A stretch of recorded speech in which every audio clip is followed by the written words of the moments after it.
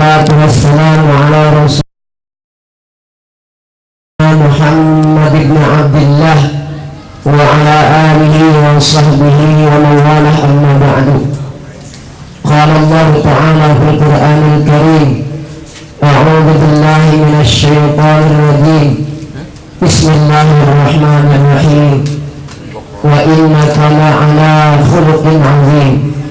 Wa qala an-nabiy sallallahu alaihi wasallam, tuba liman ra'ani wa amana bi, thumma tuba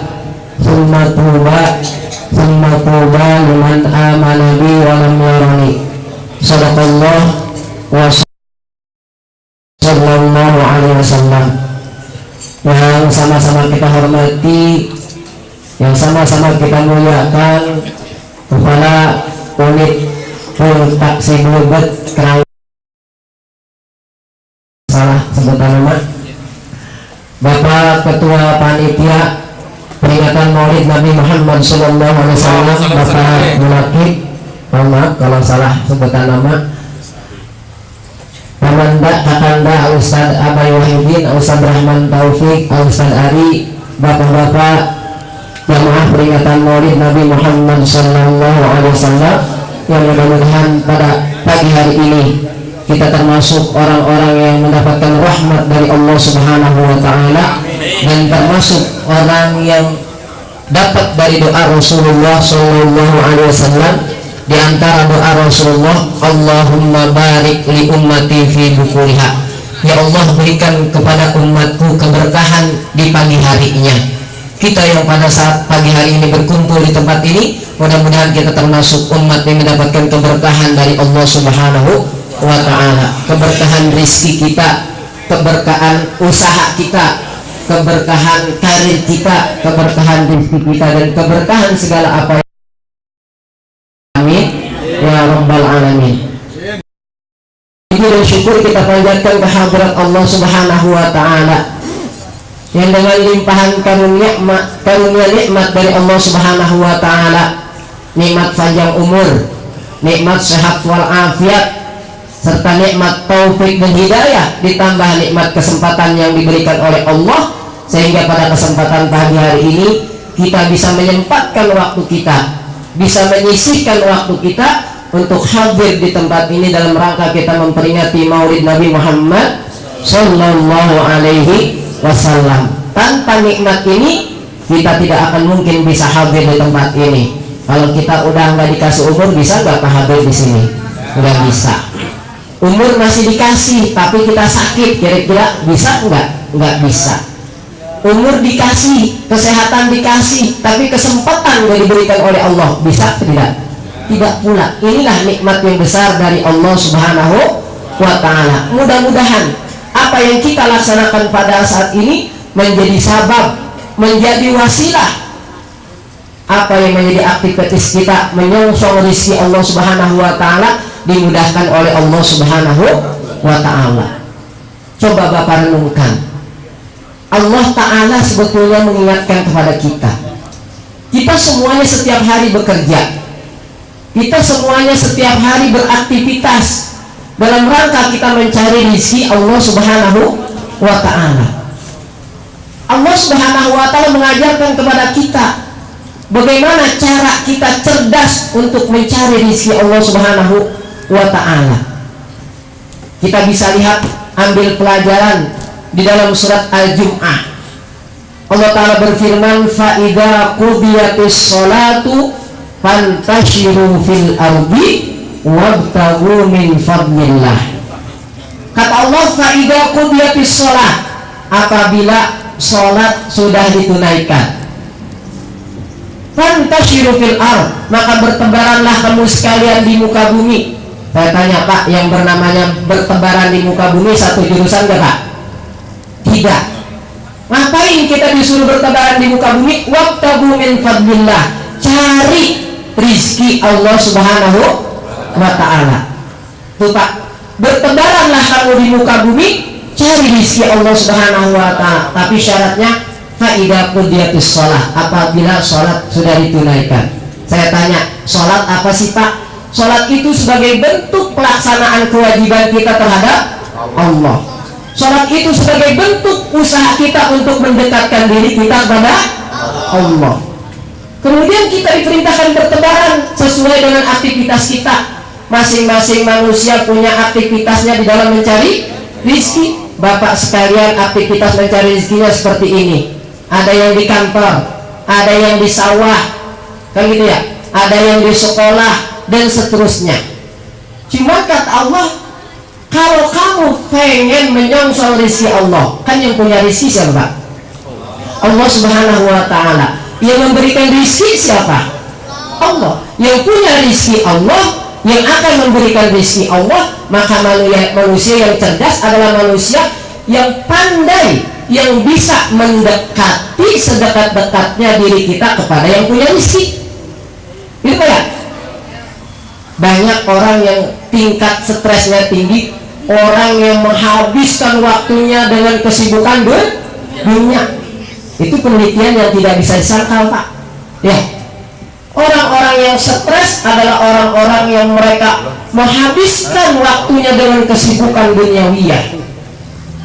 Tapi kita lihat orang-orang yang cerdas ketika mereka pandai betul bagaimana bisa mendekati yang punya rizki.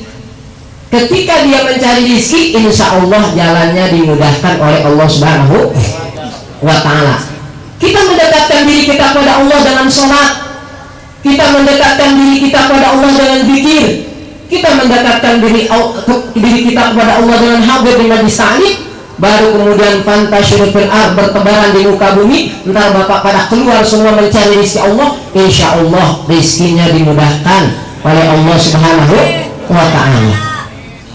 Di dalam sebuah hadis qudsi Allah ta'ala berfirman, ya bna adama tafarrad li ibadati amla sadraka ginan wa asudda faqraka wa illam taf'al mala'tu sadraka syughlan wa lam asudda faqraka.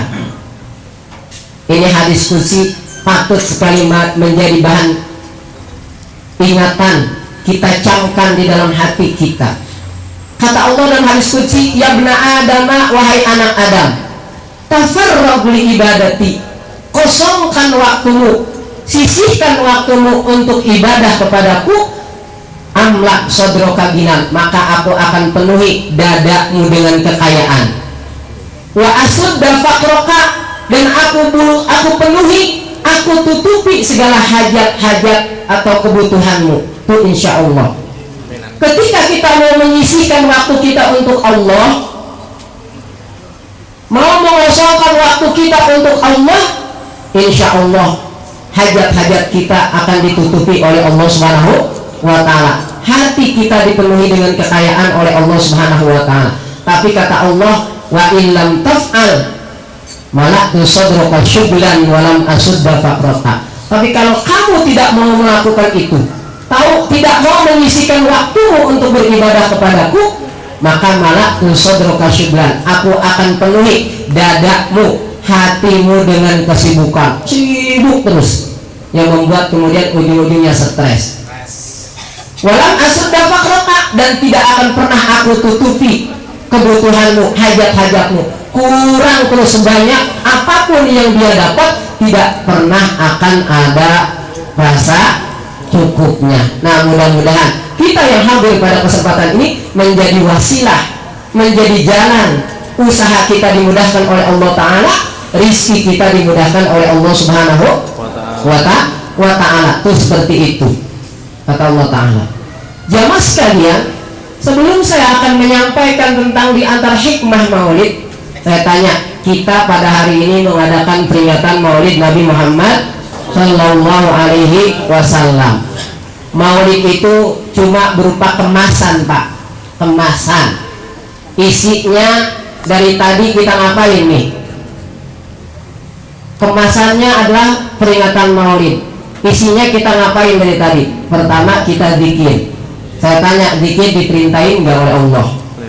Perintahkan, bahkan kata Allah, fazkuruni azkurkum. Berzikirlah kamu sekalian kepadaku, senantiasa ingatlah kamu kepadaku, azkurkum, maka aku pun akan senantiasa ingat kepadamu. Hikmah daripada kita banyak berzikir, Allah Subhanahu wa Ta'ala akan senantiasa ingat kepada kita. Kalau Allah senantiasa ingat kepada kita, dikarenakan kita banyak berzikir, ketika kita menghadapi kesulitan-kesulitan, kesusahan-kesusahan, Allah ingat kepada kita untuk memberikan pertolongan kepada kita, jalan keluar kepada kita daripada kesulitan.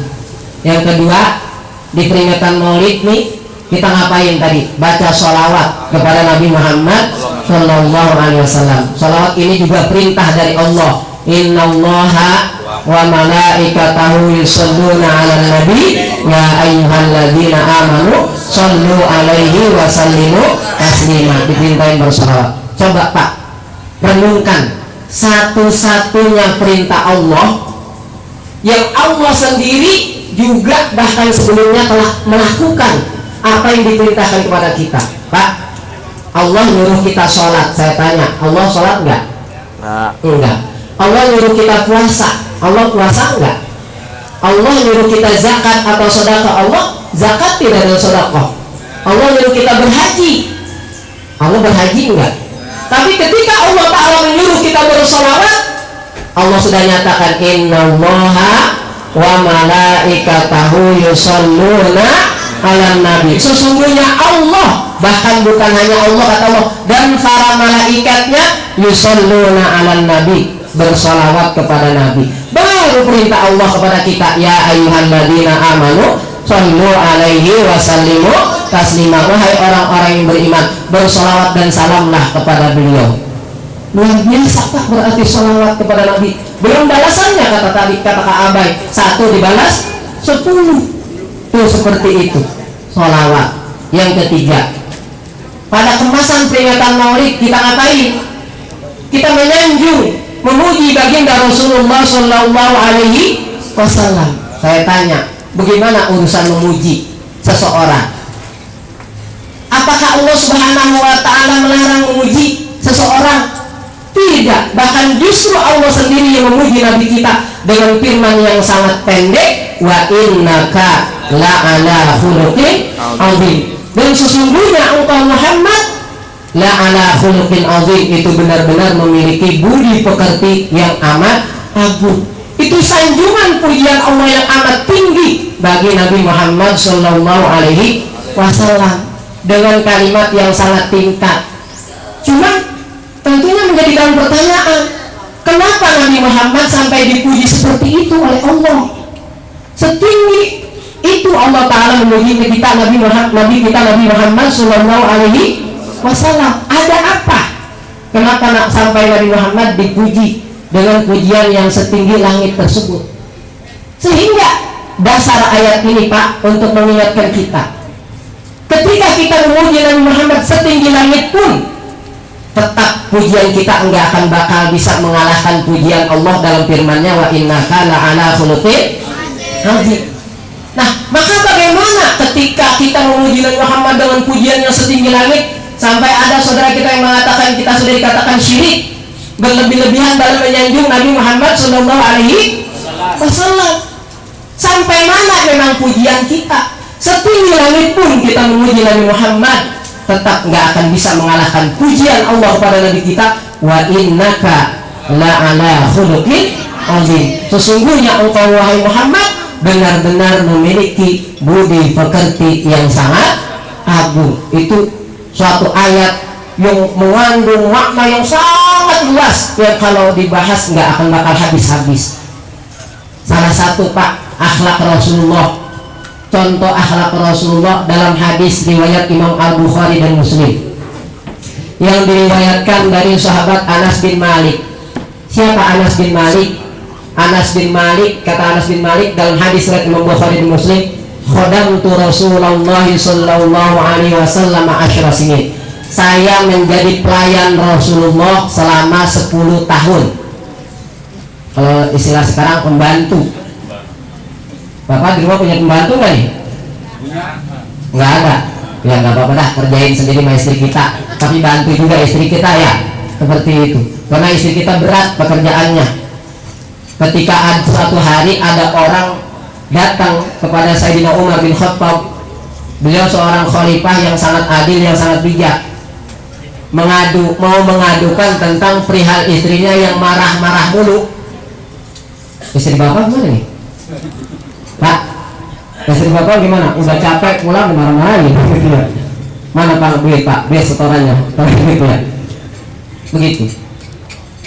Ketika si laki-laki ini datang kepada Sayyidina Umar bin Khattab meminta nasihat mengadukan perihal istrinya yang marah-marah mulu, begitu datang, Sayyidina Umar lagi diomelin pula sama istrinya, lagi dimarahin pula oleh istrinya marah. Waduh, gimana? Pada siapa lagi saya mau mengadu nih? Sayyidina Umar sebagai khalifah dimarahin pula sama istrinya. Makanya yang paling berani sama presiden gak ada yang berani, tapi istrinya saya yakin berani. Nah, sama presiden gak ada yang berani marahin, tapi kalau istrinya saya yakin berani. Sama kiai mau ustad gak ada yang berani marahin, istrinya marah-marah dulu. Jom sendiri baru pulang makan bertas sendiri. Gitu ya. Mulai bingung jam 2 mau berkat, lapar dari tadi tahu gitu ya. Gitu. Makan berkat sendiri begitu. Oh seperti itu. Nah, apa Sayyidina Umar ketika tahu nih sahabat ini mau mengadukan sesuatu tentang perihal istrinya, kata Sayyidina Umar, begitulah kita sebagai suami harus sabar. Emang berat pekerjaan istri.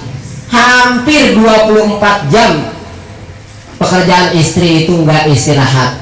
Ya, sampai tengah malam kerjaannya nggak istirahat. Kenapa? Dikerjain sama kita.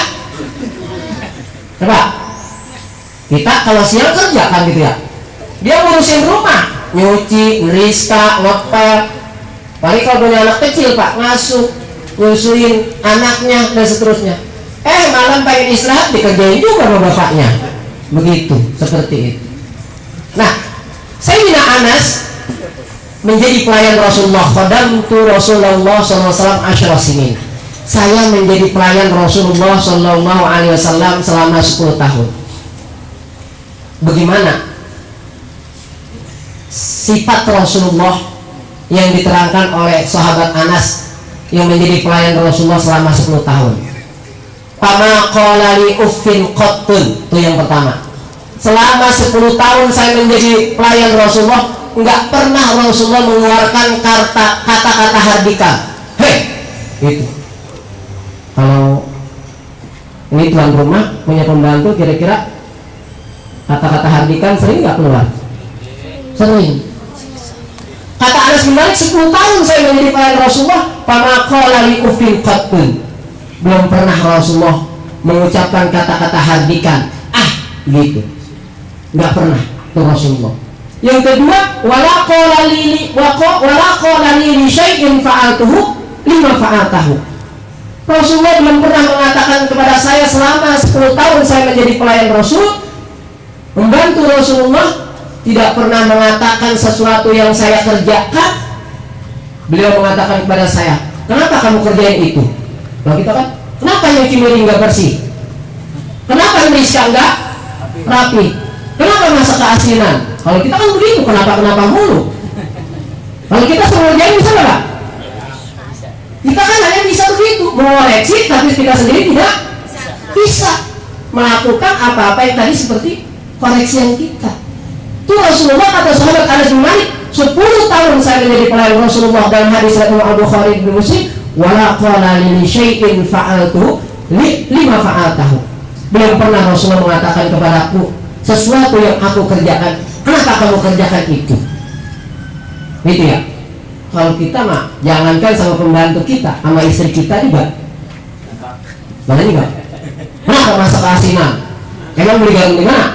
Besok jangan beli garam di warung itu lagi, gitu ya. Seperti itu. Iya. Kenapa kamu masak begitu ya? Beli cabai di mana ini? Cabai setan dibeli. Ya, seperti itu. Besok jangan beli cabai setan, gitu ya. Cabai apa jadinya? Memang lagi ngetren cabai setan. Iya.